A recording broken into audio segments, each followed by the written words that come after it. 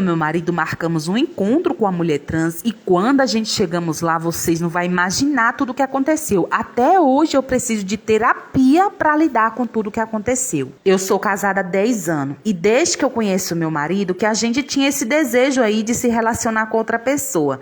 Esse desejo sempre ficava assim só nas palavras. A gente nunca tinha ido assim de fato para os finalmente. Porém, toda vez a gente falava que a gente queria. A gente estava em dúvida se a gente ia se relacionar com outro homem ou com outra mulher. Até que depois de muita conversa, decidimos que seria uma mulher trans. 3 anos se passaram do nosso relacionamento e a gente ainda não tinha ido para os finalmente assim do nosso desejo. Era só nas palavras. E nesse meio tempo eu engravidei. Depois da minha gravidez, quando o meu bebê já estava com 1 ano, eu voltei a conversar sobre esse assunto com o meu marido. E ele falou que era pra gente deixar isso quieto, que ele não queria mais. Mas 1 ano se passou e ele voltou a comentar sobre isso novamente comigo. Eu achei estranho e falei com ele, não era você que não queria mais? Ele disse que tinha mudado de ideia e que agora ele queria, mas que dessa vez tinha que ser sério mesmo. Não era pra gente ficar só na conversa. Então decidimos e fomos. Fomos pra uma outra cidade porque a gente morria de vergonha de ser na cidade que a gente tava. Como na época a gente não tinha uma rede de apoio, a gente precisou levar o nosso filho.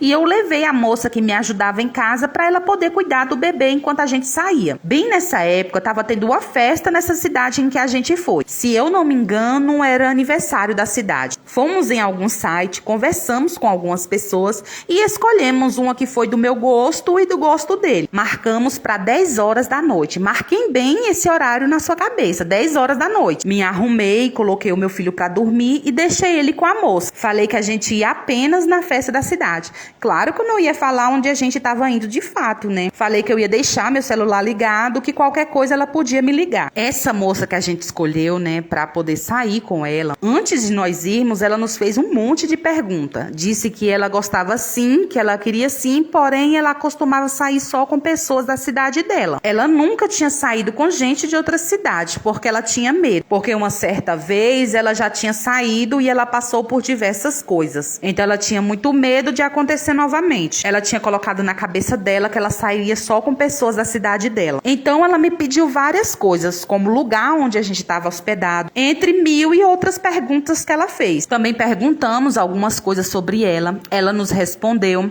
como o endereço onde ela morava, número de telefone. A gente falou que era muito novo tudo isso pra gente. Só depois de toda essa conversa nós fomos. Chegamos 15 minutos antecipado no local que ela tinha marcado. Como a gente não conhecia a cidade, a gente precisou sair bem antes, né? E ainda chegamos com antecedência. Ficamos esperando por 45 minutos e nada dela. Começamos a ligar, o celular não chamava. Quando a gente já estava quase desistindo, com vontade de ir embora, ela apareceu, pedindo desculpa, dizendo que tinha se atrasado. Contou um monte de coisa, falou que ela ainda morava com a mãe. A mãe não aceitava muito bem o que ela fazia, que a mãe tentou prender ela dentro de casa, que a mãe tinha escondido a bolsa dela, que ela teve que vir de carona. Porém, ela desceu de um carro e nos pediu R$ 50 adiantado para poder pagar esse carro. Porque, dizendo ela tinha vindo de carona e tinha prometido para essa pessoa que ela ia dar R$ 50, porque ela não podia perder esse compromisso. Demos os R$ 50 e fomos pro hotel onde tínhamos combinado de ir. Quando nós chegamos lá, gente, assim que nós entramos e fechamos a porta, vocês não vão acreditar em tudo que a gente entrou no quarto, que fechamos a porta, que nós achávamos ali, né, que nós íamos começar naquele momento ali de se conhecer e tal. Não foi nada disso que aconteceu. Ela simplesmente rendeu a gente. Ela tava lá com o objeto de rendição, ela rendeu a gente. E foi horrível. Assim, foi os piores momentos da minha vida, foi aqueles que eu passei ali dentro do quarto daquele hotel. Com isso, ela tirou pulseira, relógio, cordão, tudo, até o tênis do meu marido. Fora que ela botou a gente no carro, né, e ela ficou o tempo todo falando pro meu marido, tipo, entrando na mente dele que ela ia fazer alguma coisa comigo, que era pra ele obedecer e fazer tudo o que ela queria que fizesse. Nós entramos no carro, que já estava estacionado no estacionamento do hotel. Quando nós passamos, não tinha ninguém, não tinha como gritar, não tinha nenhuma pessoa. Fomos até um caixa e lá a gente sacou tudo que dava pra sacar. E lá ela deixou a gente na rua. A gente nem sabia onde estava. Tivemos que ficar pedindo ali informação pra poder voltar pra casa. Casa que eu digo é no hotel que a gente estava hospedado. hospedado. Assim que voltamos, a gente estava em choque. A gente estava completamente despedaçado. E a gente ficou pela rua um bom tempo antes de entrar, porque nós estávamos com medo de chegar daquele jeito e acabar assustando o nosso filho. A gente não sabia se ele estava acordado ou se estava dormindo. A gente ficou se refazendo um bom tempo ali na rua até a gente se recompor. E quando a gente voltou pro hotel, que a gente teve coragem de entrar, vocês não vão acreditar no que a gente encontrou lá dentro. Entramos, no quarto do hotel, tava tudo silêncio, tava tudo calmo. E quando a gente entrou, gente, tava tudo revirado. O quarto inteiro revirado. A moça que tinha ido pra cuidar do meu bebê não tava lá, o meu bebê não tava lá. O quarto tudo revirado, parecia que a gente tava vivendo uma cena de filme. Eu fiquei horrorizada, a gente chorou muito. Saímos do quarto pelo corredor gritando: cadê meu filho? Cadê meu filho? Comecei a bater mesmo nas portas das pessoas pra ver se alguém abria a porta. E eu fui metendo a mão nas portas pra ver se abria, se alguém tinha alguma explicação, se alguém tinha visto alguma coisa. Eu fiquei muito desesperada, gente, porque era meu filho. Não parei pra prestar atenção mais no que eles tinham levado. Eu só queria saber onde estava o meu filho, o que tinha acontecido. Aí, de tanto eu começar a gritar, veio a recepcionista do hotel ver o que estava acontecendo.